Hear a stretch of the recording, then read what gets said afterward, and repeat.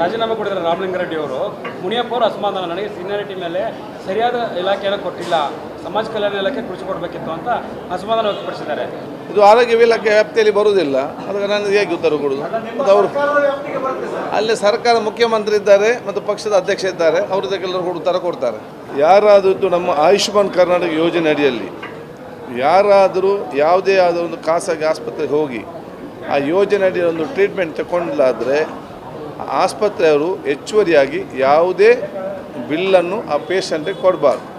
ಯಾರಾದರೂ MBBS complete ಆದವರು ಸರ್ಕಾರಿ ಆಸ್ಪತ್ರೆಯಲ್ಲಿ ಕೆಲಸ ಮಾಡಬೇಕಂತ ಇಚ್ಛೆ ಇದ್ದರೆ ನೇರವಾಗಿ ವಾಕ್-ಇನ್ ಇಂಟರ್ವ್ಯೂ DHOಗೆ ಲೆಟ್ರ್ ಕೊಟ್ಟರೆ 1 ವಾರದೊಳಗಡೆ ಅವನಲ್ಲಿ ನೇಮಕಾತಿ ಮಾಡೋಣ ಕೆಲಸ ಕೊಡಬೇಕು. 60,000 ರೂಪಾಯಿ ವೇತನವನ್ನು ಈಗ ನಾವು ನಿಗದಿಪಡಿಸಿದ್ದೇವೆ. ಈಗ ಆರೋಗ್ಯ ಇಲಾಖೆಯ ಖಾತೆಯ ಜವಾಬ್ದಾರಿ ವಹಿಸಿಕೊಂಡು ಬಹುಶಃ ಇವತ್ತು ಆರೋಗ್ಯ ಇಲಾಖೆಯನ್ನು ಜನರಿಗೆ ಇನ್ನಷ್ಟು ಹತ್ತಿರವಾಗಿ ಮತ್ತು ಹಿಂದೆ ಮಂತ್ರಿ ದಿನೇಶ್ ಗುಂಡೂರಾವ್ ಏನಾದ್ರು ಉತ್ತಮ ಕೆಲಸ ಮಾಡಿದ್ದಾರೆ, ಅದು ಇನ್ನಷ್ಟು ಪರಿಣಾಮಕಾರಿಯಾಗಿ ಜನರಿಗೆ ಮುಟ್ಟಿಸಲಿಕ್ಕೆ ನಾನೆಲ್ಲ ಪ್ರಾಮಾಣಿಕವಾದ ಪ್ರಯತ್ನ ನಾನು ಇವತ್ತು ಮಾಡ್ತೇನೆ. ಬಹುಶಃ ದೊಡ್ಡ ಮಟ್ಟದ ಒಂದು ಖಾತೆ ಆದ ಕಾರಣ ಭಾಳಷ್ಟು ಕೆಲಸಗಳು ಕೂಡ ಇವತ್ತು ಇದೆ.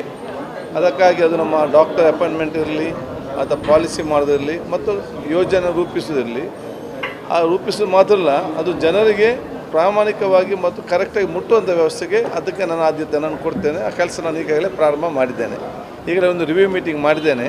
ನಾನು ಈಗ ನಿಮ್ಮ ಮುಖಾಂತರ ಹೇಳೋದಿಷ್ಟೇ, ಯಾರಾದರೂ ನಮ್ಮ ಆಯುಷ್ಮಾನ್ ಕರ್ನಾಟಕ ಯೋಜನೆ ಅಡಿಯಲ್ಲಿ ಯಾರಾದರೂ ಯಾವುದೇ ಆದ ಒಂದು ಖಾಸಗಿ ಆಸ್ಪತ್ರೆಗೆ ಹೋಗಿ ಆ ಯೋಜನೆ ಅಡಿಯಲ್ಲಿ ಒಂದು ಟ್ರೀಟ್ಮೆಂಟ್ ತಗೊಂಡಿಲ್ಲಾದರೆ ಆಸ್ಪತ್ರೆಯವರು ಹೆಚ್ಚುವರಿಯಾಗಿ ಯಾವುದೇ ಬಿಲ್ಲನ್ನು ಆ ಪೇಷಂಟಿಗೆ ಕೊಡಬಾರ್ದು.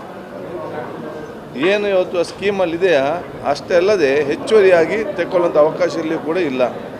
ಯಾವುದಾದ್ರು ಆಸ್ಪತ್ರೆಗಳು ಹೆಚ್ಚುವರಿಯಾಗಿ ತಗೊಂಡ್ರೆ ಆ ಒಂದು ಮಾಹಿತಿಯನ್ನು ನಮ್ಮ ಜಿಲ್ಲಾ ಮಟ್ಟದ ನಮ್ಮ ಆರೋಗ್ಯ ಮಿತ್ರ ಮುಖಾಂತರ ನಮ್ಮ ಜಿಲ್ಲಾ ಮಟ್ಟದ ಆರೋಗ್ಯ ಅಧಿಕಾರಿಗೆ ಕೊಡಬೇಕು.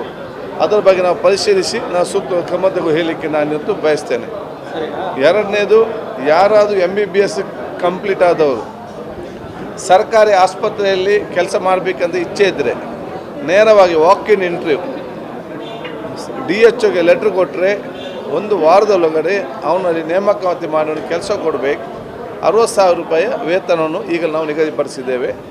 ಬಹುಶಃ ಇದರ ಬಗ್ಗೆ ಏನಾದರೂ ಜನರಿಗೆ ನಮ್ಮ ವೈದ್ಯರುಗಳಿಗೆ ಇದರ ಬಗ್ಗೆ ಏನಾದರೂ ಸಜೆಷನ್ ಅಥವಾ ಏನಾದರೂ ಮಾಹಿತಿ ಅದರ ನಮಗೆ ಸಲಹೆ ಕೊಡಲಿಕ್ಕಿದ್ದರೆ ಹೇಗೆ ಇನ್ನೂ ಪರಿಣಾಮದ ಮಾಡ್ಬೋದು ಅಂತೇಳಿ ಅದನ್ನು ಕೊಡಬೇಕಂತ ಕೇಳಲಿಕ್ಕೆ ನಾನು ಇವತ್ತು ಬಯಸ್ತೇನೆ. ಅದರಲ್ಲಿ ವಿಶೇಷತೆ ಏನಿದೆ, ಅದರಲ್ಲಿ ನಾವು ನಮ್ಮ ಖಾತೆ ಕೊಟ್ಟಾಗ ನಾವು ಕೆಲಸ ಮಾಡೋದು ನಮ್ಮ ಕೆಲಸ ಜವಾಬ್ದಾರಿ, ಅದರಲ್ಲಿ ಸಮಾಧಾನ ಮತ್ತು ತೃಪ್ತಿಯಿಂದ ಎಲ್ಲಿಗೆ ಬರ್ತದೆ.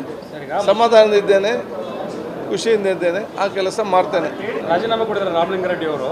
ಮುನಿಯಪ್ಪ ಅವರು ಅಸಮಾಧಾನ, ನನಗೆ ಸೀನಿಯಾರಿಟಿ ಮೇಲೆ ಸರಿಯಾದ ಇಲಾಖೆಯನ್ನು ಕೊಟ್ಟಿಲ್ಲ, ಸಮಾಜ ಕಲ್ಯಾಣ ಇಲಾಖೆ ಕುಳಿಸಿಕೊಡ್ಬೇಕಿತ್ತು ಅಂತ ಅಸಮಾಧಾನ ವ್ಯಕ್ತಪಡಿಸಿದ್ದಾರೆ. ಇದು ಆರೋಗ್ಯ ಇಲಾಖೆ ವ್ಯಾಪ್ತಿಯಲ್ಲಿ ಬರುವುದಿಲ್ಲ, ಅದಕ್ಕೆ ನಾನು ಹೇಗೆ ಉತ್ತರ ಕೊಡೋದು?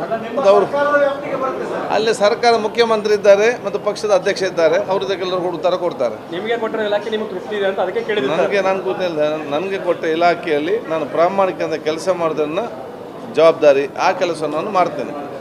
ನಮ್ಮ ಕಾರ್ಯಕ್ರಮಗಳನ್ನ ನೀವು ನೋಡ್ತಾ ಇದ್ರೆ ನಮ್ಮ ಚಾನೆಲ್ ಅನ್ನ ಸಬ್ಸ್ಕ್ರೈಬ್ ಮಾಡಿ, ಪಕ್ಕದ ಬೆಲ್ ಐಕಾನ್ ಒತ್ತಿ ನಮ್ಮನ್ನ ಬೆಂಬಲಿಸಿ.